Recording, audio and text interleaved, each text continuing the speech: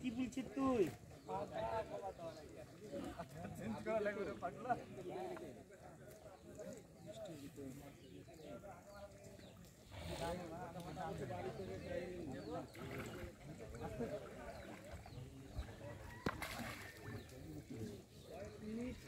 বললাম ওদিক যায়েন না, মামা শুনলো না। এদিকে আসেন, ছিপটা ধরেন তো।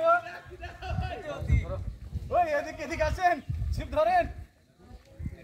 বললাম ওই সিটে যায়েন না, আপনি শুনবেন না। তুলে দিল মাচান থেকে, এমনি এখানে ওখানে ঘুরে বেড়াচ্ছেন আপনি।